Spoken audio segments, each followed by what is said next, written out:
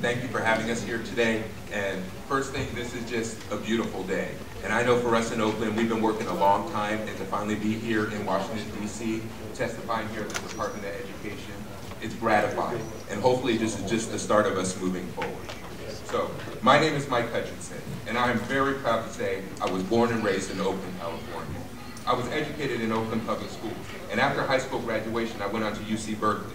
My younger brother also was educated in Oakland, and after high school, attended and graduated from Brown University in the Ivy League.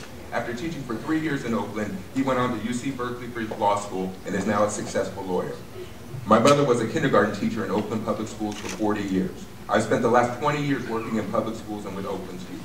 This past year, I became even more active in issues surrounding public education in Oakland, culminating in my run for school board, where I was the endorsed candidate of the Democratic Party, the teachers union, and the students.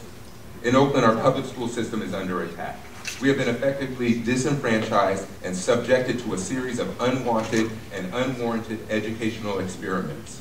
These changes that have been forced upon us have resulted in budget cuts, school closures, an explosion of new charter schools, and a dismantling of many of our vital public education services. The effects of these changes have been particularly acute in lower income communities of color, resulting in a disparate impact on our students' ability to receive a quality education in Oakland Public Schools. Currently, after suffering a decade's worth of attacks, Oakland's public education system is failing to deliver quality services throughout the district. In 2003, Oakland Unified School District borrowed money from the state. One condition of the loan was that the state superintendent would appoint a state administrator. The state administrator assumed the authority that once had been held by the school board, and citizens of Oakland became effectively disenfranchised. The state administrator was only supposed to oversee financial issues, but quickly began to change the way education is delivered in Oakland. The state administrator changed the curriculum, closed traditional neighborhood schools, and allowed and encouraged an explosion in the number of charter schools in Oakland. During our 8 years in state receivership, where we had no democratic representation, no say on how our schools were governed, many of our school communities were devastated, and our district was put on its current path. Not only did the residents of Oakland not ask for these changes to our public school system, many of the changes were forced on us without our knowledge or despite overwhelming community opposition. There was no need to take over our school system, close schools, and continue to open charter schools. These actions continue to cause irreparable harm to our students. Oakland now has over 40 charter schools, which is 1/3 of our schools. We have the highest rate of charter schools in the state of California. Almost all of our charter schools are run by private companies based outside of Oakland and were started by application, not by parents, educators, or the community. Charter schools are not required to take all students, are non-union, have not outperformed public schools, receive public facilities for little or no cost, receive taxpayer support, do not pay on our debt to the state, are not subject to public oversight, are exempt from parts of the Ed Code, and in Oakland have only been started in low-income communities. Even if Oakland School Board rejects a charter school application, the county or the state can overturn Oakland's decision and grant the charter. We no longer have the ability to control or run our public education system. At the end of the 2011-2012 school year, Oakland again experienced the trauma of school closures when 5 elementary schools were closed, displacing over. And in Oakland, the 94608 zip code has no public elementary school at all. The district has given a variety of reasons for why the school closures were needed, but none of the reasons hold up when examined, and none of the answers explain why these particular schools should be closed as opposed to others. We were told the district had a structural deficit of $30 million and they needed to close schools to balance the budget. Other options for changing the budget priorities, like limiting the use of outside consultants or reducing the central administration or a combination of fixes, were never looked at. The district said the closures would save roughly $2 million, which is about 1/2 of 1% of our operating budget, and could have been paid by our reserves. The cost of closing the schools greatly outweighed any savings. The district estimated losing at least 20% of the students from closed schools, and it looks like the loss was far greater. The district spent nearly $1 million building portables to accommodate the moving students. And most of the closed schools were QUIA schools, which meant they brought in extra money for our district. We were told that the schools to be closed were under-enrolled, but our district controls enrollment through the central office, so the schools have no control over the enrollment. The closures were not based on test scores or performance. and we have never been given the overriding issues that went into the decisions to close the schools. We were told our district had too many schools and too many empty classrooms. Again, this claim was proven false. Oakland is not a shrinking city. We have as many school-aged children as ever. We have a higher number of schools because we had a strong community-led small school movement, which meant we broke up our bigger schools into small ones. If we reconstituted those schools, our numbers would be in line with most other cities in our state. At the same time Oakland closed schools, we opened a brand new facility and broke ground on 2 new facilities. But of course, those schools were in different neighborhoods. Each of the 5 closed schools have been the valued anchor of their neighborhood. They had educated generations of students, hosted community gatherings and meetings, and been their neighborhood's emergency shelter. What was once a source of neighborhood pride and identity has been taken away. Of the 5 closed schools, 2 are now being used by charter schools, again disproving the notion we didn't need the schools. 1 school is being used by a public middle school, 1 is being used for administrative offices, and the 5th one is being leased to our neighboring city, which happens to be the city where our current superintendent used to work. Whoa. And now for some firsthand testimony, I introduce Joel Velasquez, who was one of our parent leaders from one of the closed schools from last year.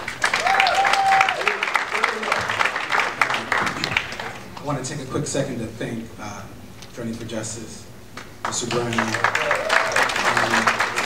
our U.S. Department of Education for being here and allowing us to tell you the truth today. My name is Joel Velasquez. I'm from Oakland, California, a resident of the same neighborhood for 20 years.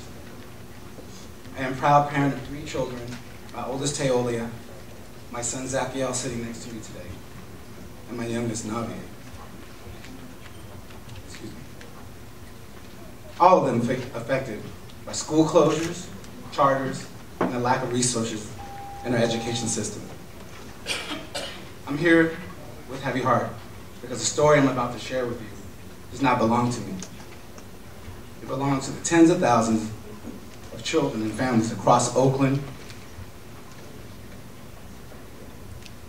I know today, as I look around and speak with the leaders from Oakland to Los Angeles, from California to New York, I know what's happening to Oakland is also happening to all of us across this nation. Yes.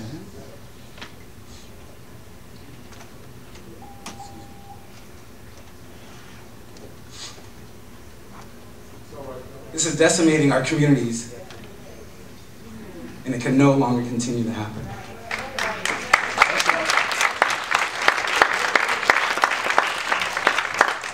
Today is a national movement. Today, a national movement begins. And today, for all children in this country, we advocate for them. A moratorium on school closures. Today, we will not be able to resolve the real issues in education. We are here to bring this complex and complicated issue to you to change the conversation, to change the attitude towards public education.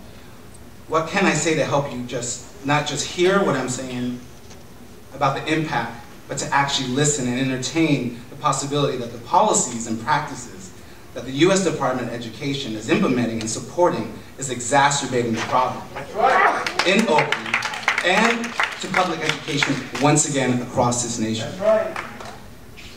A system that is in the tipping point and desperately needs our full attention. If we truly want to achieve the dream of democracy, we must stand together collectively, not only to provide the best education for our own children, but for all children. Today we invite you to visit Oakland and all the cities here today across our nation to get the full story and facts. Let the parents and the community walk you through the reality of state takeovers, leaving Oakland with almost $70 million in debt from the state fines while they were in control of our city, leaving children and residents in Oakland holding the bag. A state receivership destabilizing our school district, allowing for charters to move in and denying children from those communities access, closing schools that they say will save money, while the entire time opening up charter schools and saying we have too many schools in our district. The closing of my children's school and replacing it with administrative offices, leaving the entire zip code, like Mr. Hutchinson said, with no public school. This left my partnership and my relationship severed with the community that my children and I have been working for almost a decade. Not allowing my youngest to benefit from the amazing experience that my older children experienced at Lakeview. This is not progress, this is destruction of public education. Yes, sir.